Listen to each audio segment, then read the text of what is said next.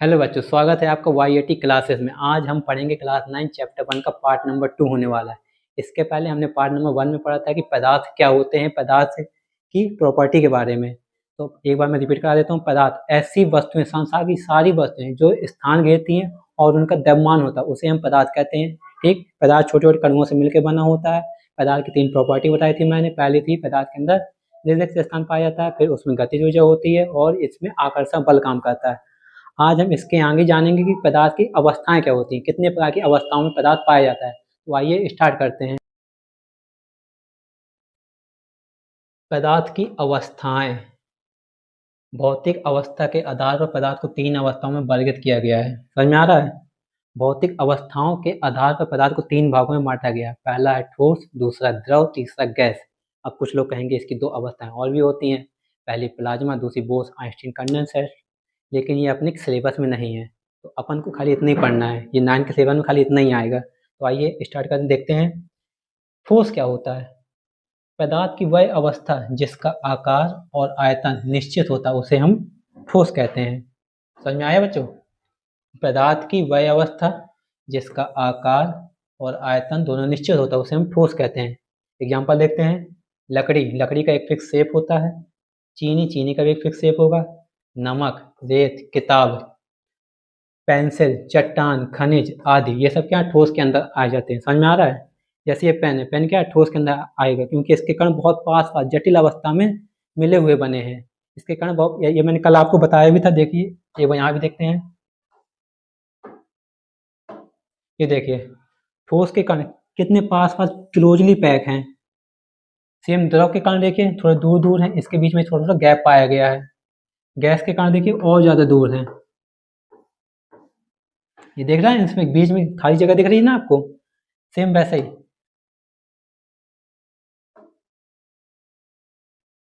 ठोस पदार्थ की वह अवस्था जिसका आकार और आयतन निश्चित होता है, उसे हम ठोस कहते हैं। एग्जाम्पल लकड़ी, पत्थर, चीनी आदि।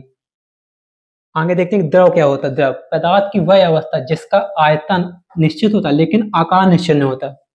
इसका मतलब समझते हैं आप? आयतन तो निश्चित है, उसका आयतन निश्चित, लेकिन आकार निश्चित नहीं है। सपोज डैट ये बोतल है, इसमें पानी भरा है। पानी यहाँ तक भरा है, बोतल में पानी है। इसको हम किसी और बर्तन में डालेंगे, उसका आकार ले लेगा। किसी और बर्तन में डालेंगे, उसका आकार ले लेगा, लेकिन वेट उसका उतने सेम रहेगा। समझ में आ रहे हैं? ये को मैं करके दिखाता हूँ। ये खाली बॉल है, इसमें पानी का शेप ये है। अब मैं इसमें डाल रहा हूँ।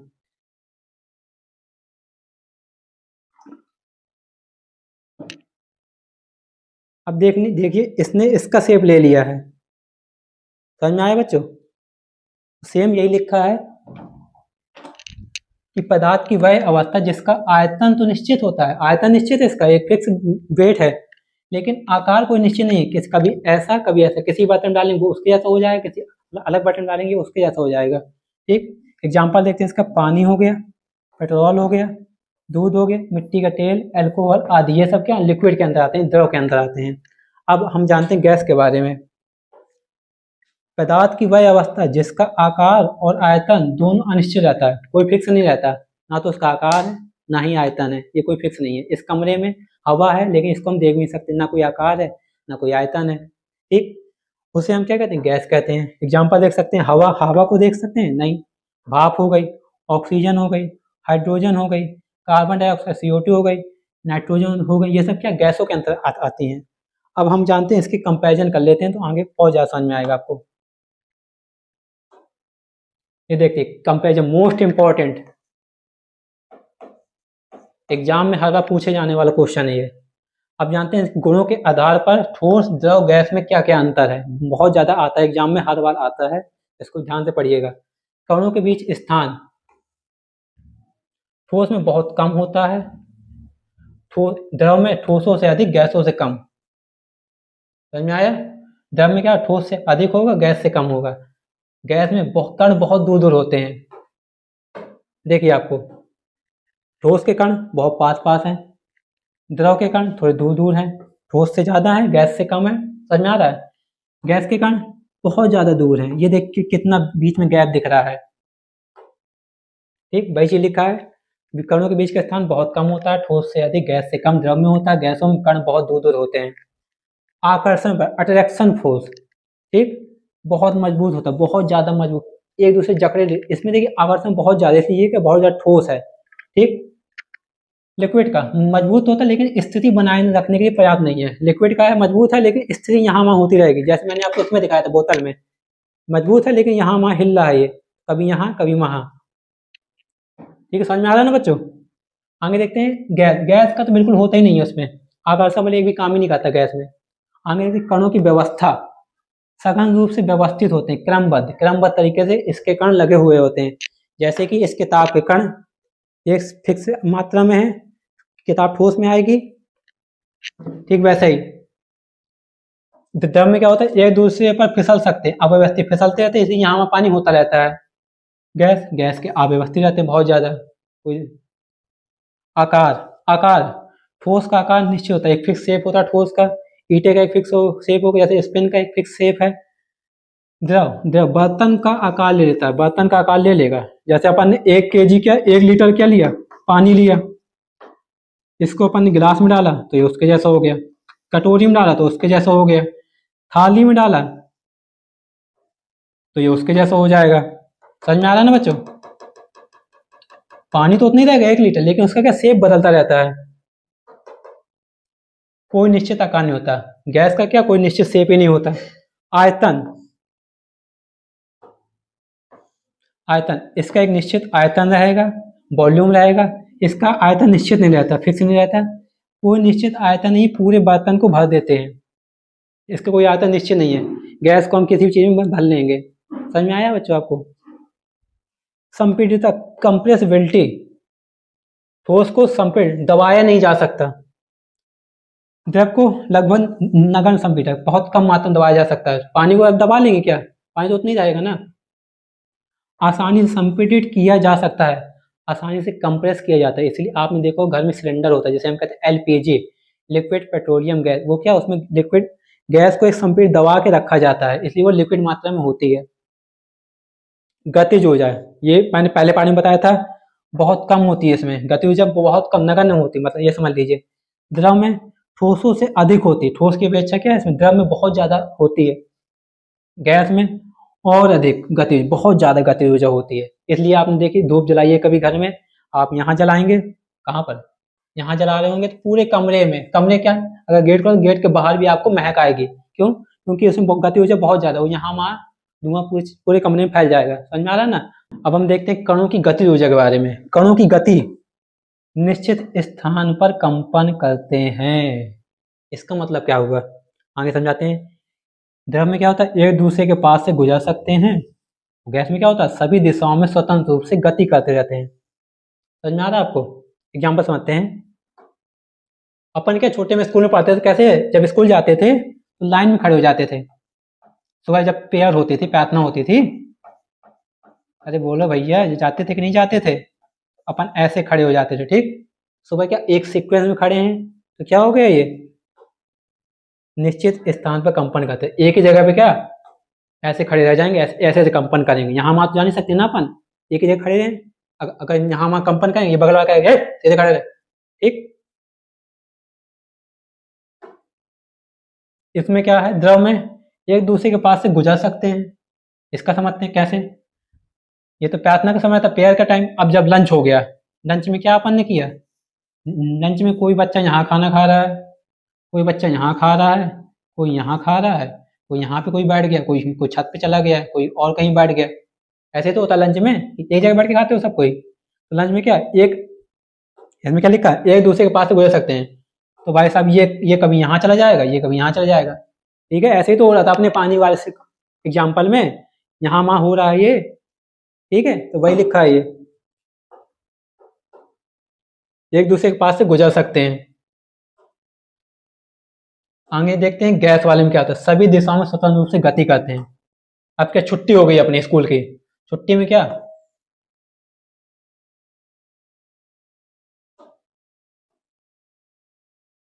छुट्टी में क्या हुआ, एक बच्चा तो क्या बाइक लेके आता, बाइक से निकल गया, वो यहाँ निकल गया। एक बच्चा कार किए है, कार से निकल गया। कोई बच्चा बस से आता है, बस से चला गया। कोई साइकिल से आ रहा है, साइकिल से निकल गया। कोई पैदल ही आ रहा है। ठीक है, समझ में आ रहा है ना, तो पैदल चला गया। तो इनका कोई वो फिक्स है क्या, यहाँ हम आ जा रहे हैं, तो ये लिखा सभी दिशाओं में स्वतंत्र रूप से गति, कोई यहाँ से आएगा, कोई यहाँ से जाएगा, कोई यहाँ चला जाएगा। समझ में आया ना बच्चों? सेम ये लिखा है। इसका एग्जाम्पल लोहा, बर्फ, ये क्या ठोस के अंदर आएंगे। समझ में आया?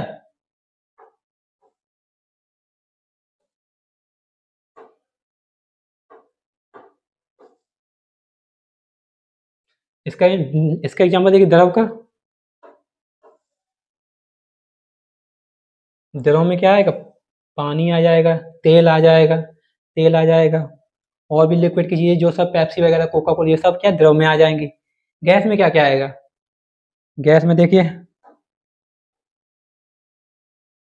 हवा है, हवा चारों तरफ है, हीलियम गैस हो गई, ऑक्सीजन गैस हो गई, कार्बन डाइऑक्साइड हो गई, ये सब क्या गैसों में के अंदर आएगा।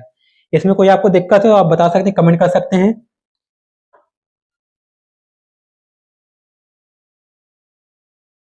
ठीक है बच्चों, मोस्ट इंपॉर्टेंट टॉपिक, इसको आप नोट कर लीजिए या आप इसका स्क्रीनशॉट ले लीजिए। चलिए आगे देखते हैं इसके बारे में। ये देखिए सेम चीज उसको मैंने इस तरह भी लिख दिया है। ठोस अवस्था के गुणधर्म, ठोस में कौन कौन से गुण होते हैं।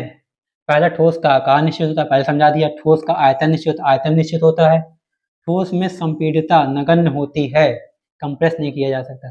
ठोस के अणुओं के मध्य आंतरा आणविक बल अधिक होता है, अंतरा आणविक बल अधिक होता है। अट्रैक्शन फोर्स काम करता है, एक अंतरा आणविक अवकाश होता है, इसको भी समझ लीजिए।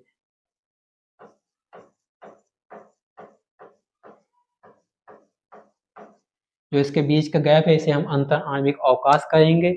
जो जो इनको आपस में बांधे रखा उसे हम कहेंगे अंतर आणविक बल। समझ में आया बच्चों?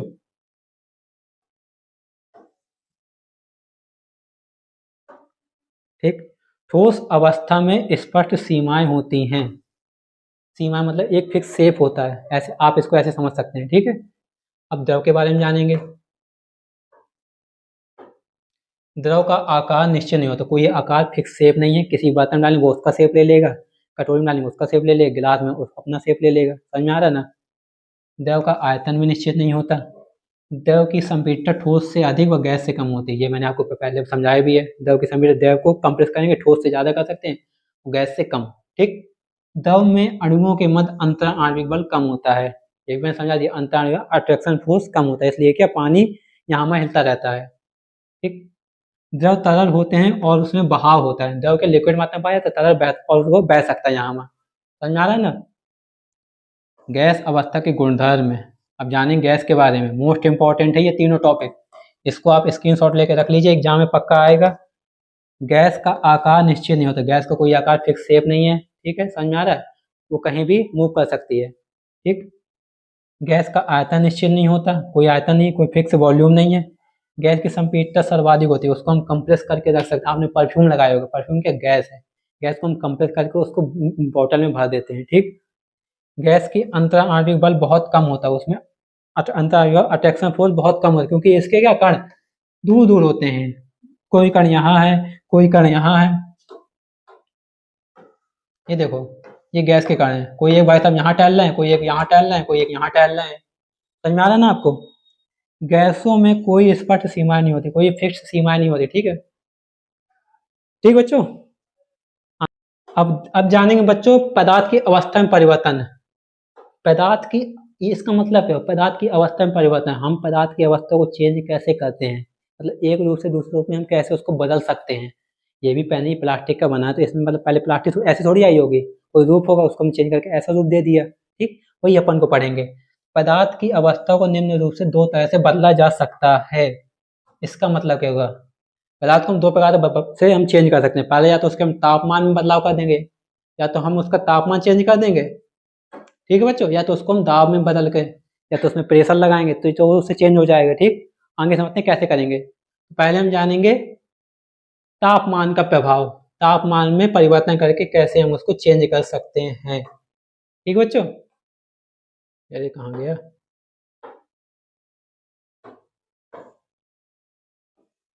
ठीक, ताप देने से कणों की गतिज ऊर्जा बढ़ जाती है। ठोस को ताप देने पर कण अधिक तेजी से कंपन करने लगते हैं। समझ में आ रहा है ये क्या लिखा है? ताप देने से कणों की गतिज ऊर्जा बढ़ जाएगी। ये क्या है? ये अपने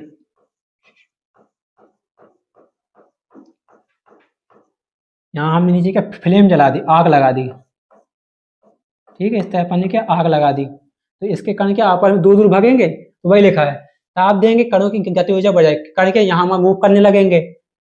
ठोस को ताप देने पर कण अधिक तेजी से कंपन करने लगते हैं। ठोस में सॉलिड में अपन आग लगा दी अपन नीचे से, इसको हम ताप दिया तो कंपन यहाँ वहां भगेंगे, कंपन करेंगे, वाइब्रेट करेंगे, यहाँ वहां होंगे, ठीक। फिर ऊष्मा के द्वारा प्रदत्त की गई ऊर्जा कणों के बीच के आकर्षण बल को पार कर लेती है। जो ये इसकी ऊर्जा है, इसकी एनर्जी, ये इनके बीच में क्या, इनके बीच में आ जाएगी, ठीक है, समझ में आ रहा है ना। इस कारण कण अपने नियत स्थान को छोड़कर अधिक स्वतंत्र होकर गति करने लगते हैं। इस कारण क्या होता है, कण यहाँ वहां मूव करने लगेंगे, यहाँ से वहां हो जाएंगे, क्योंकि आग जल रही नीचे से, ठीक है, समझ में आ रहा है ना। एक अवस्था ऐसी आती है जिसमें ठोस पिघलकर द्रव बन जाता है, और एक ऐसी स्टेट आ जाएगी क्या, जब वो ठोस लिक्विड मात्रा में आ जाएगा, ठीक है। फॉर एग्जाम्पल मैं आपको क्या दूं,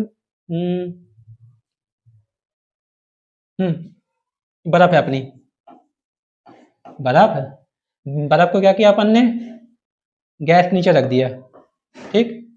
तो ये क्या, इस बर्फ तो पहले ठोस थी, ठोस मात्रा में ठोस थी ना, इसको अपन ने गैस में लगाया, तो इसके कण क्या हो गए, कंपन करने लगे, यहाँ ऊष्मा के द्वारा पैदा की गई ऊर्जा कणों के बीच के आकर्षण बल को पार कर जाएगी, इसके कण यहाँ मूव करने लगेंगे, जिस कारण क्या हो जाएगा, लिक्विड में चेंज हो जाएगा, लिक्विड में पानी में चेंज हो जाएगा। समझ में आ रहा है बच्चों। आइए बच्चों अब देखते हैं गलनांक के बारे में। गलनांक क्या होता है, ठीक है।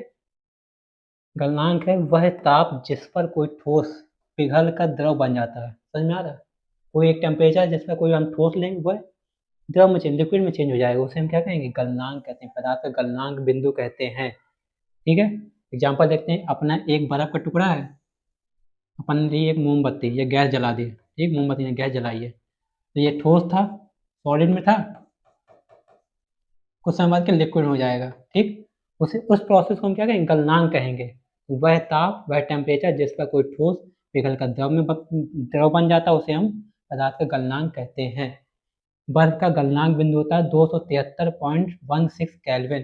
समझ में आ रहा है, इंपॉर्टेंट, इसको आप नोट कर लीजिएगा, एग्जाम में आ सकता है। संगलन क्या होता है, गलने की वह प्रक्रिया अर्थात ठोस से द्रव अवस्था में परिवर्तन को संगलन कहते हैं, ठीक है। गलने की वह प्रक्रिया अर्थात ठोस से द्रव अवस्था में परिवर्तन को संगलन कहते हैं। एग्जाम्पल देखते हैं, कोई सोने का टुकड़ा है, ठीक, सोने का, चांदी का, मेटल, कोई भी अपन मेटल ले सकते हैं, इसको हम हीट करेंगे, एक ऐसा समय आएगा जिसमें क्या लिक्विड में चेंज हो जाएगा, ठीक है, समझ में आ रहा है ना। तो इसकी जो प्रक्रिया उसे हम क्या कहें, संगलन कहते हैं, इस प्रक्रिया को क्या कहा जाएगा, संगलन कहा जाएगा। आगे देखते हैं क्वथनांक क्या होता है। द्रव को ताप देने पर, कोई लिक्विड है उसको हम क्या एक टेम्परेचर देंगे जिस पर उसके कणों की गतिज ऊर्जा, उसकी कणों की जो गतिज ऊर्जा है बढ़ने से गैस में बदलते हैं। इसका मतलब क्या हुआ, कोई लिक्विड को अपन ने क्या एक टेम्परेचर दिया, उसके कारण की गति ऊर्जा उसकी बढ़ेगी बढ़ेगी बढ़ती जाएगी, ठीक। फिर वह एक पल ऐसा आएगा जिसमें वो गैस में चेंज हो जाएगा, ठीक। तो वह तापमान जिस पर कोई लिक्विड या कोई द्रव गैस अवस्था में बदलता है उसे हम क्वथनांक कहते हैं। इसका मतलब वह एक टेम्परेचर जिस पर कोई लिक्विड गैस अवस्था में चेंज हो जाएगा उसे हम क्वथनांक कहते हैं। एग्जाम्पल ये देखते हैं, जल को अपन जब गर्म करते हैं ना, एक समय ऐसा आता है कि 100 डिग्री तक गर्म करने पे वह गैस अवस्था में परिवर्तित होने लगता है, भाप बनने लगता है, ठीक है, समझ में आ रहा है ना। वही है, इसे हम क्या कहते हैं, इस प्रोसेस को क्वथनांक कहते हैं। अब जानते हैं ऊर्ध्वपातन क्या होता है, जिसमें कोई पदार्थ अपनी ठोस अवस्था से सीधे गैस अवस्था में परिवर्तित हो जाता है। मतलब ठोस है, ठोस सीधे गैस बन जाएगा, ना कि द्रव। अगर ठोस था, ठोस सीधे गैस में आएगा, ना कि द्रव में, बिना बीच में द्रव अवस्था में आए वह सीधे गैस बन जाता है, उसे हम क्या कहते हैं, ऊर्ध्वपातन प्रोसेस कहते हैं, ठीक है। एग्जाम्पल देखते हैं, कपूर देखा होगा ना आपने, कपूर क्या ठोस है, सॉलिड में आता है, जब जब अपन इसको गर्म करते हैं ना तो ये सीधे गैस में बन जाता है, ना कि लिक्विड में प्रोसेस में आएगा। इसको जलाया अपन ने, सीधे गैस बन गया, ठीक, बिना लिक्विड में परिवर्तन हुए। इस प्रोसेस को हम क्या कहेंगे, ऊर्ध्वपातन कहेंगे। देखो एक एग्जाम्पल भी दिया मैंने, ठोस अवस्था, ऊष्मा दी, गर्म किया, द्रव में आया, और ऊष्मा दी हमने, गैस में आ गया, ठीक।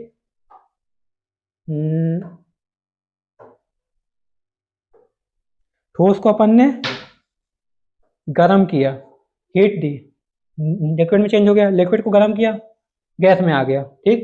सेम प्रोसेस उल्टा करते हैं, गैस को अपन ठंडा करेंगे फ्रीजर में, तो वो लिक्विड में आएगा, लिक्विड को और ठंडा कर देंगे क्या आ जाएगा, वो ठोस में आ जाएगा, बर्फ बन जाएगा। ठीक, समझ में आ रहा है। तो 25 डिग्री सेंटीग्रेड पे क्या जल रहता है, 0 डिग्री सेंटीग्रेड पे बर्फ बन जाती है, और 100 डिग्री सेंटीग्रेड पे क्या गैस अवस्था में।